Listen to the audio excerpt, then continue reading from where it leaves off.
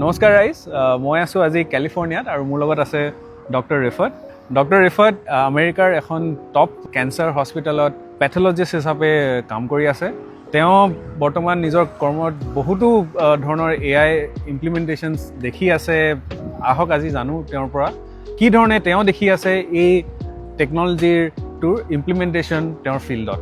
ৰিফাত দা, ধন্যবাদ কৌশিক। আজি মানে তোমাৰ চেনেলত মই কথা ক'বলৈ পাই ভাল লাগিছে নিজকে। আৰু তুমি কোৱাৰ ধৰা একচুৱেলি মেডিকেল ফিল্ডত ইমাৰ্জিং ইউজ অফ AI বুলি ক'ব লাগিব, কাৰণ ধৰা তোমাৰ বহুত ক্ষেত্ৰতে মানে এইটো বহুত দ্ৰুতভাৱে মানে এইটো AI ইউজ হ'বলৈ আৰম্ভ কৰিছে। আৰু মানে ধৰা সেইটো কাৰণে আমি যে AI ইউজটো বহুত দিশতে মানে মেডিকেল ফিল্ডত দেখা পোৱা যায়। মই ডে টু ডে ক'ব বিচাৰিছোঁ যে ধৰা সাধাৰণতে কি হয়, যেনেকৈ যেতিয়া প্ৰথমতে পেচেণ্ট এজন আহে, পেচেণ্ট এজনক ডক্টৰে মানে বহুত ধৰণৰ প্ৰশ্ন সোধে, ৰাইট? কি হৈছে আপোনাৰ বেমাৰটোৰ বিষয়ে বহুত প্ৰশ্ন সোধাৰ পিছত মানে যেতিয়া পেচেণ্টজন যায় তেওঁৰ গোটেই সেই চামাৰিটো তেওঁ লিখিবও লাগে। চ' কেতিয়াবা কি হয়, ধৰক এতিয়া হস্পিটেলত যেতিয়া পেচেণ্ট এডমিট থাকে, চ' তেনেকুৱা এডমিটেড পেচেণ্টৰ বহুত দীঘল মানে হিষ্ট্ৰী থাকে, দীঘল নোট থাকে। পেচেণ্ট চোৱাৰ পিছত ডাক্তৰজনে গৈ পেলাই মানে এইটো ইলেক্ট্ৰনিক হেল্থ ৰেকৰ্ডত গোটেই সেইখিনি এণ্ট্ৰি কৰিব লাগে। সেইখিনিতে বহুত সময় যায়। এতিয়া কি হৈছে, with the emergence of AI, of course পেচেণ্টৰ অনুমতি সাপেক্ষে আমি মানে এটা ভাৰ্বেল ধৰা মানে এইটো এটা AI চিষ্টেম এটা মানে এইটো ইউজ কৰা হয়, য'ত মানে পেচেণ্টৰ ভইচটো ৰেকৰ্ডেড হৈ থাকে। অ'কে, চ' তেতিয়া কি হয় যে পেচেণ্টজনে যেতিয়া তেওঁৰ গোটেই আমাৰ ডক্টৰ আৰু পেচেণ্টৰ লগত যিখিনি কথোপকথন হ'ল সেইখিনি ৰেকৰ্ডেড হৈ গ'ল, আৰু যেতিয়া পেচেণ্টজন গ'লগৈ সেই ৰেকৰ্ডেড বস্তুখিনি অট'মেটিকেলি মানে এইটো ৰিটেন ফৰ্মত ট্ৰেন্সফাৰ হৈ ইলেক্ট্ৰনিক হেল্থ চিষ্টেমত আহি গ'ল। চ' তেতিয়া মোৰ কামটো হ'ল কি, মই কেৱল গৈ পেলাই সেইখিনি ঠিকেই আছে নে চাই পেলাই অলপ মানে কাৰেক্ট কৰি দিলেই হ'ল। চ' you can see that how a doctor's time is so much saved, rather than যিখিনি মই ধৰা আধা ঘণ্টা বহি পেলাই সেইখিনিকে টাইপ কৰি থাকিব লাগিলেহেঁতেন, হয়তো বহুতখিনি মই পাহৰিও গ'লোহেঁতেন।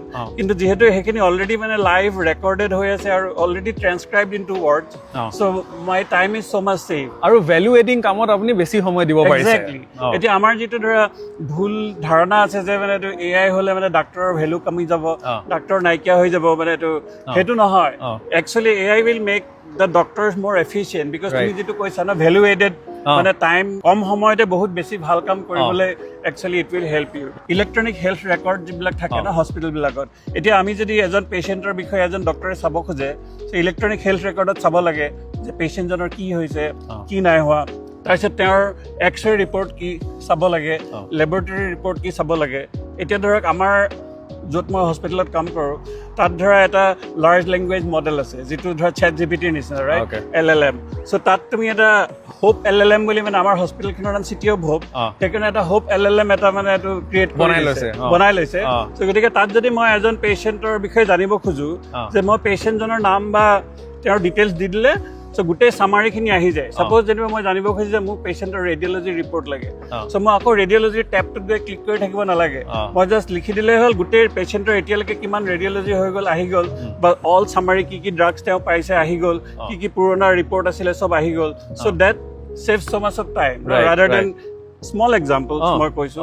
আৰু মানে that way it is emerging. ধৰা তোমাৰ টেলিপেথলজিটো বা ধৰা টেলিহেল্থ যিটো আহি আছে ন, চ' টেলিহেল্থৰ থ্ৰুৱেদিও ধৰা তুমি যদি মানে AI থ্ৰুৱেদি গোটেই পেচেণ্টৰ ইনফৰমেশ্যনখিনি মানে ৰেকৰ্ড হৈ থাকে already, so' it saves a lot of time. These are just small examples that I can give you, but it is emerging. আৰু ধৰা তোমাৰ লট অফ ৱেইজ দেট মানে এইটো health care is getting benefit from AI।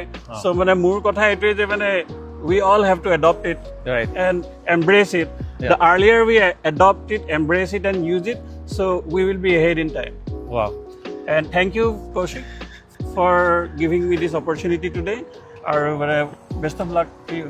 Thank you so much. আৰু শুনিলে ৰাইজ, এনেকৈয়ে AI even medical ফিল্ডত কি ধৰণে ডক্টৰ ৰিফাতৰ দৰে ডক্টৰক সহায় কৰিছে, নট জাষ্ট সময়টো বচাবলৈ, বাট তেওঁলোকে এতিয়া আৰু ভাল ট্ৰিটমেণ্ট কেনেকৈ কৰিব পাৰিব, সেই ভেলু এডিং কামখিনিত কেনেকৈ আৰু সময় দিব পাৰিব, সেই বস্তুটো কৰিব পাৰিছে। আজিৰ কাৰণে ইমানে। কাইলৈ আকৌ লগ পাম। চাই থাকিব। নমস্কাৰ।